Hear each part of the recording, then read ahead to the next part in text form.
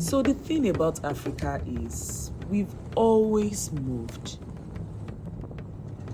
From the moment we are born, we are in motion, crawling, climbing, carrying, building, and becoming.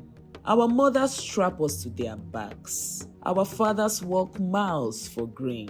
And as we grow, so does our rhythm. Buses, motorbikes, ferries, and footsteps. I've seen it all. From the chaos of Lagos traffic to the calm of a Rwandan hillside. From the border queues in Togo to the ferry crossings in Congo. And no matter where I go, there is one thing I see again and again. We are a people in motion. Welcome to country number 15, Liberia. Bonjour. Good. I'm looking for a VIP hotel.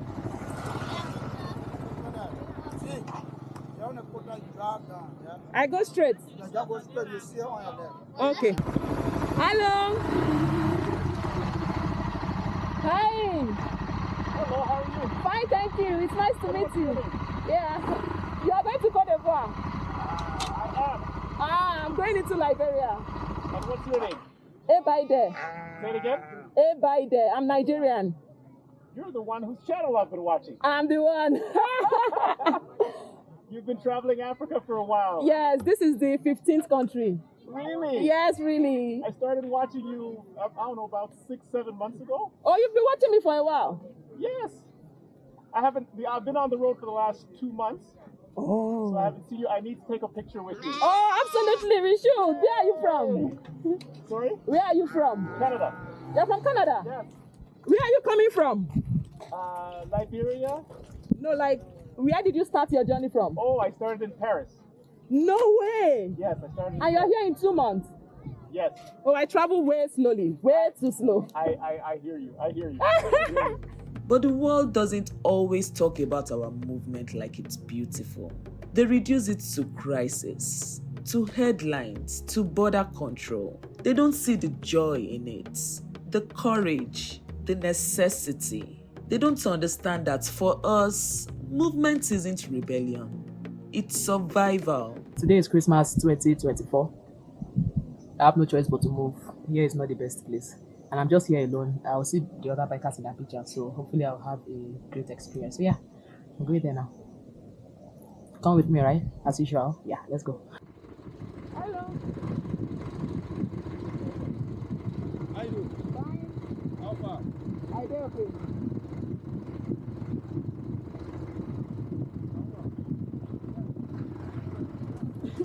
Thank you.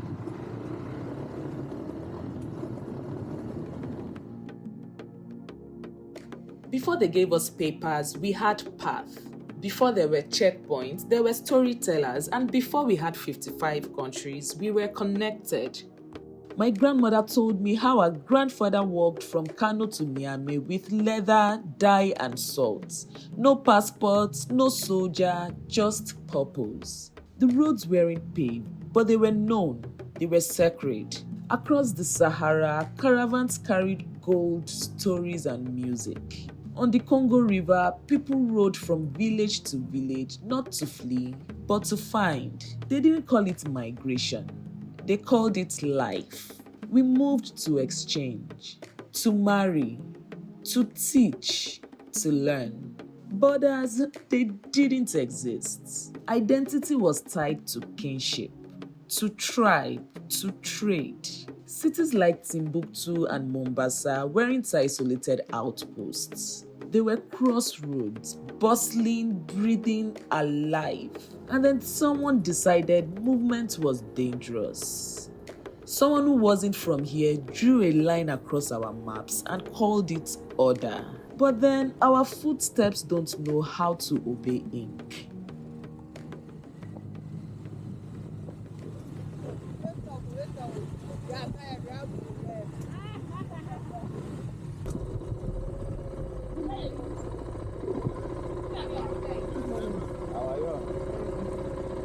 I'm coming from the Liberian side, but I've not stamped my papers into Sierra Leone yet. I don't know if But you pass through the border. Yes, it's only one person who stamped my. The other one person stamp your paper. Yes, They allow you to. and they said I should go. Okay, when you reach at Zimi, The next checkpoint. Where you get the at immigration is there, Oh, okay. so they can do the necessary paper. Okay. Thank you. Where are you from? Nigeria. You are a Nigerian? When you get to the next checkpoint, you can tell them so they can do the necessary paper. No problem. God bless you. I'm Same going. journey, You yeah? are closing me in. Ah. What happened?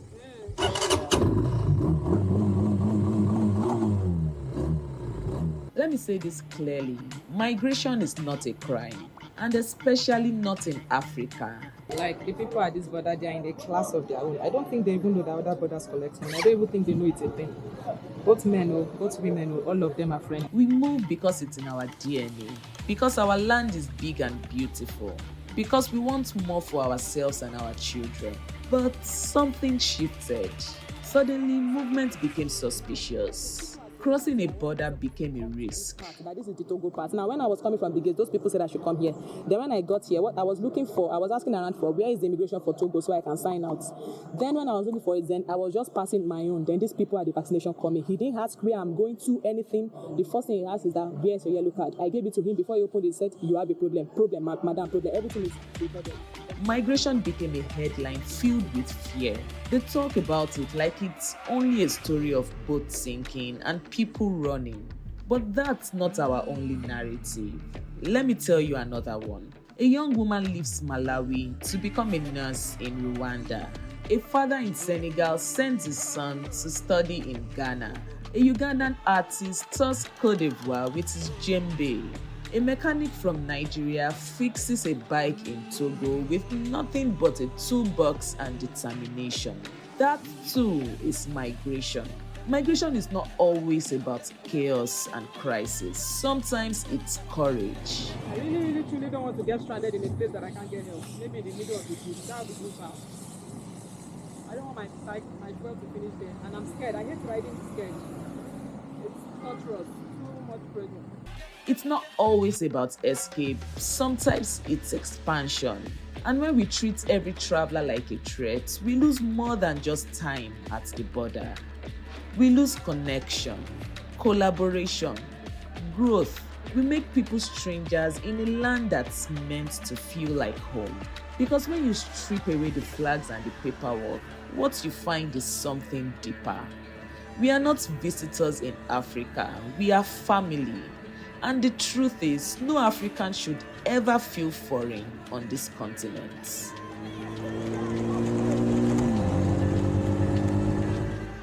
In 2018, something incredible happened. It's just it, and everywhere is blocked already. Everywhere. Coming from the border, no, not true. Coming from the border all the way to Abidjan, it was a struggle. Everywhere. The border to Abidjan is like it's about 3 hours, 3.5, and it was traffic all the way. Even Abidjan is traffic all the way. The African Union introduced the Free Movement Protocol, a bold, beautiful idea. What if we could move freely within our own continent? No visas, no harassment, no walls, just freedom.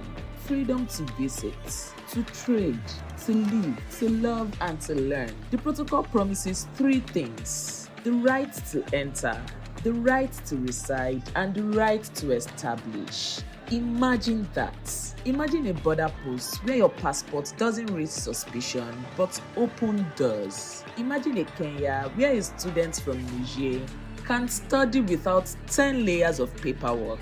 But here's the part that breaks my heart. Most of our countries haven't ratified the protocol. We say One Africa with our mouths, but our policies say something else. We post flags, we wear the clothes, but when it's time to open the gates, we freeze. Some leaders fear the unknown. Some fear losing control. Some just aren't ready to let go of the colonial mindsets. They say things like, our systems aren't ready, or we'll be flooded. But let me ask this, flooded with what?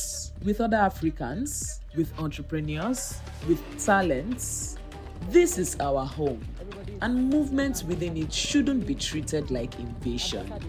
We can't be afraid of each other, because if we keep moving with suspicion, then unity is just a slogan. The Free Movement Protocol is more than paperwork, it's a promise, and right now we are breaking it. But it doesn't have to stay that way.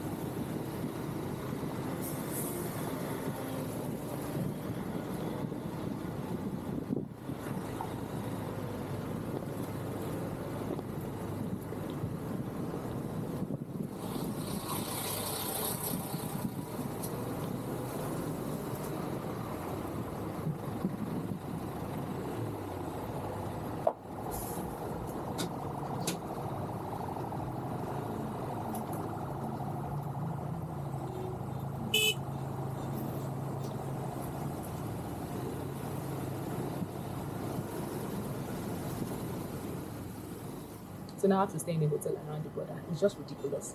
Why is West Africa like this? Why are the West African borders like this? Like, if the West African borders are the first time crossing before East Africa, then I would think it's a border thing. This is not a border thing. This is a West African border thing.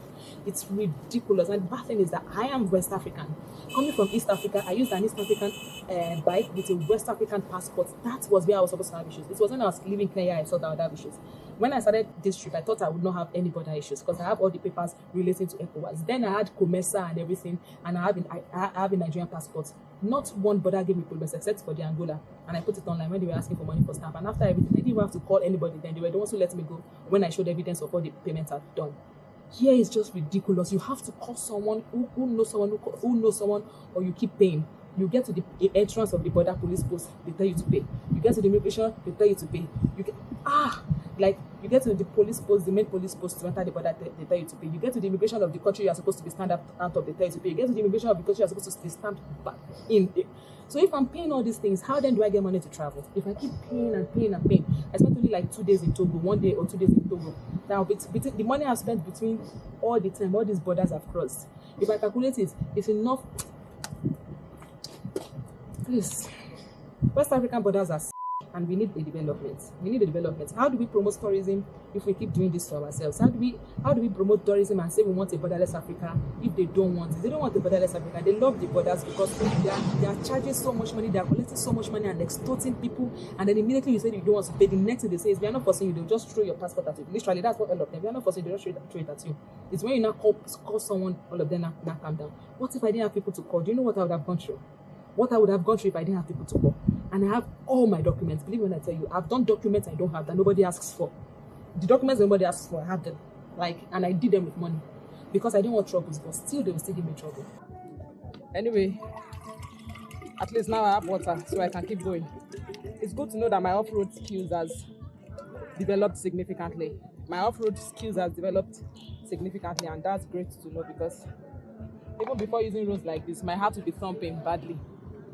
But while on the road, so the only thing I worried about was all the times I was alone, if there was an animal that would come out of the bushes or something. But I was never worried about my riding skills, which was always what I would worry about when I get off road and start going. Yeah.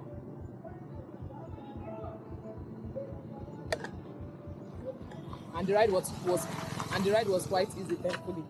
As long as I went slowly, it was easy to navigate. It's a road of up and downs, hills and valleys. go up, come down, go up, you come down. But somehow it was easy to navigate for some reason. And the good thing is that with motorcycling, as long as it's not raining, as long as the ground is dry, any road is good. With a bike, any road is good. It's only bad when it's slippery, when it rains, because this same road I'm saying was easy. If it had rained and it was slippery, you see all this dust would have been mud. Oh, I would have suffered so significantly. Yeah, I would have suffered. So this is the best time to travel West Africa, in my opinion. The time when it's not raining, because I've seen videos from Liberia. I've been to Liberia and Sierra Leone. I've seen videos. The roads can make you go mad, but you go slowly and it's dry, and then you are good.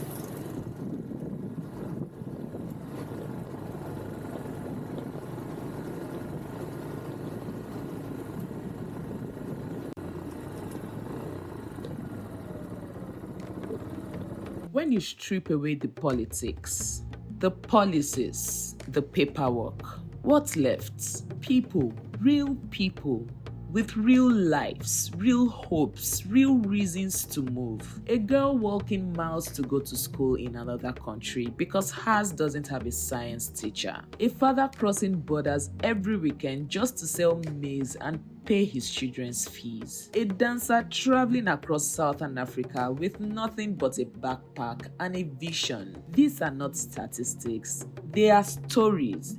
They are hearts beating across Africa, hoping someone will see them. I've sat with them, eaten with them, reading the same roads, slept in the same roadside inns. And they are not asking for pity, they are asking for a passage. They don't want charity, they want a chance. And they deserve it. Every young person through the heat with a dream in their pocket, they deserve it.